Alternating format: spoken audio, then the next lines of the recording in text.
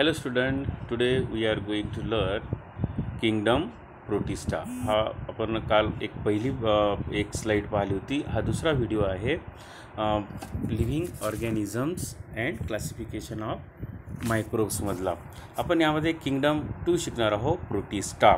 तर यामध्ये तुम्ही एक टेम्पररी एक स्लाइड बनवून याच्या कोणत्याही डबक्यातलं पाणी जर आपण ग्लास स्लाइडवर ऑब्झर्व केलं, you can observe under microscope.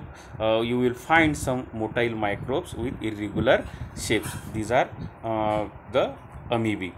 Look at the organisms from kingdom Protista. Protista means first animal. Protozoa. Proto means first. Zoan means animal. First animal on the earth. So we learn in this kingdom Protista some organisms, microorganisms. These are also unicellular microorganisms. You look at the amoeba.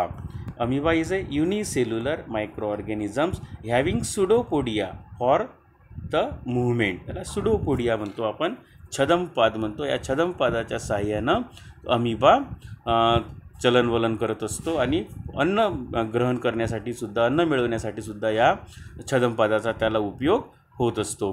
तर हा जो amoeba आहे unicellular आहे. Amoeba is a unicellular micro organism. आणि दुसरा जो एक micro organism आहे पॅरामोशियम आपण पाहतो.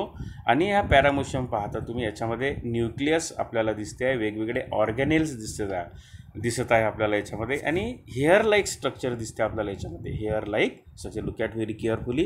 Hair like structure, this hair like structure is called cilia. काय म्हणतात त्याला? हेअर लाईक स्ट्रक्चरला पॅरामोशियमच्या सिलिया असं म्हटलं जाते. पॅरामोशियम आणि अमीबा. त्यानंतर दुसरे दोन ऑर्गॅनिझम्स आहे युग्लिना आणि व्हॉल्वॉक्स. तर युग्लिनाला एक व्हीप लाईक स्ट्रक्चर असते, पट्ट्यासारखं एक आपल्याला एक स्ट्रक्चर दिसते, याला फ्लॅजेला असं म्हटलं जाते.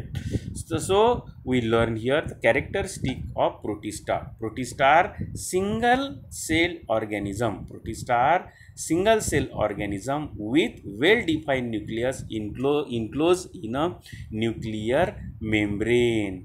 आणि म्हणून हे काय, आपण यांचं वैशिष्ट्य आपण पाहिलं आहे प्रोटिस्टाचं, सिंगल सेल आहे, एकपेशीय प्राणी आहे. आणि याच्यामध्ये न्यूक्लियसमध्ये जे असतात न्यूक्लियर मेम्ब्रेन असते. दुसरं, दे have pseudopodia.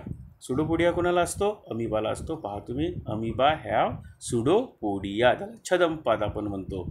They have pseudopodia or hair like cilia. Hair like cilia कोणाला असतं? पॅरामोशियमला असतं. हे लक्षात ठेवायचं.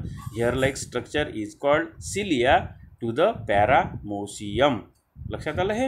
म्हणजे पॅरामोशियमला सिलिया असतं आणि अमीबाला सुडोपोडिया असते. लक्षात आलं? For locomotion. आणि ह्या अवयवाचा उपयोग कशासाठी होतो त्यांना? फॉर लोकोमोशन, चलन वलनासाठी. आणि या प्रोटिस्टाचं तिसरं वैशिष्ट्य आहे, protista are autotrophs. Having autotrophs are euglena and volvox contain chloroplast.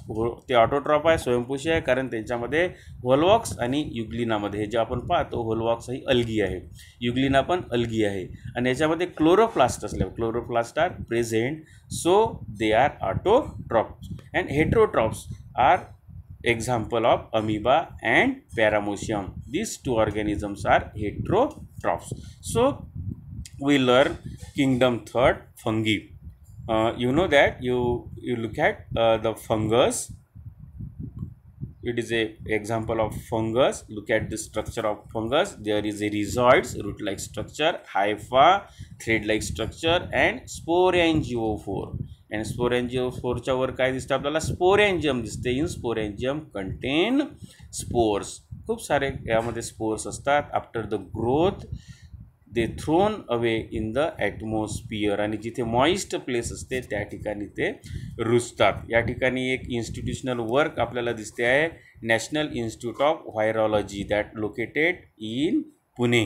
आणि ही जी इन्स्टिट्यूट आहे ही व्हायरसवर अभ्यास करते.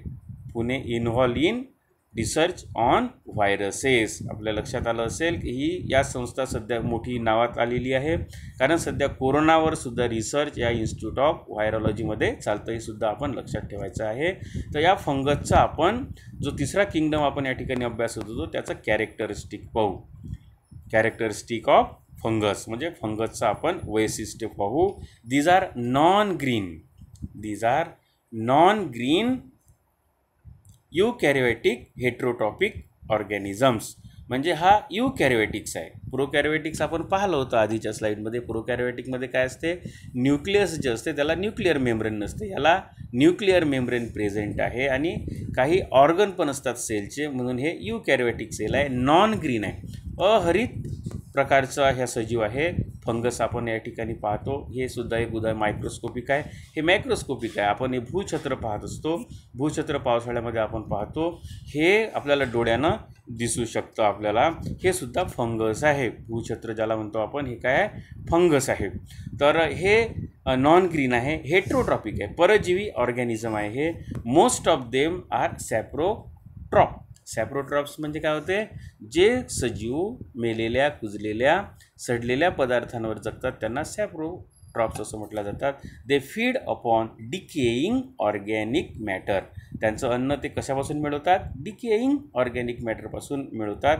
There cell wall is made up of tough and complex sugar called chitin. लक्षात आलं का हे? या फंगसची जे सेल वॉल असते ती कशाची बनलेली असते, कायटीनची बनलेली असते. फंगसची सेल वॉल कशाची बनली असते, कायटीनची बनलेली असते, हे लक्षात ठेवायचं. Some fungi are thread like and many nuclei are present in the cytoplasm. या सायटोप्लाझममध्ये अनेक न्यूक्लियस प्रेझेंट असतात, हे आपण लक्षात ठेवायचं आहे, हे याचं वैशिष्ट्य आहे. त्यानंतर एक्झाम्पल आहे बेकर्स ईस्ट. हे ईस्ट आपण पाहतो, बेकर्स ईस्ट. बेकिंग पावडर म्हणजे बेकरीमध्ये जे ईस्ट वापरले जाते, ईस्ट पावडर, ते सुद्धा फंगसच आहे. ॲस्परजिलस, फंगस ऑन कॉर्न. काही फंगसपासून आपल्याला डिसीज पण होत असतो, काही वनस्पतींना रोग होत असतात. ॲस्परजिलस, फंगस ऑन कॉर्न. काही जे फंगस असतात, पेनिसिलियम. पेनिसिलियम हे औषध म्हणून त्याचा उपयोग केला जातो, आपल्याला माहिती असेल. मशरूम्स आहे, काही फंगस जे आहे मशरूम, आपण त्याचा उपयोग खाण्याकरिता करत असतो, हे आपण लक्षात ठेवायचं. लक्षात आपला. तर हे फंगस जे आहे, काही फंगसपासून डिसीज होते, वनस्पतींना होतात, मानवाला पण, प्राण्यांना पण डिसीज होतात, आणि काही फंगस मात्र अत्यंत उपयोगी आहे, जसं पेनिसिलियम आहे, मशरूम्स आहे, बेकर्स ईस्ट आहे. तर आपण ह्या व्हिडिओमध्ये पाहू, आणि उर्वरित जे किंगडम आहे ते आपण नेक्स्ट व्हिडिओमध्ये बघू. ओके.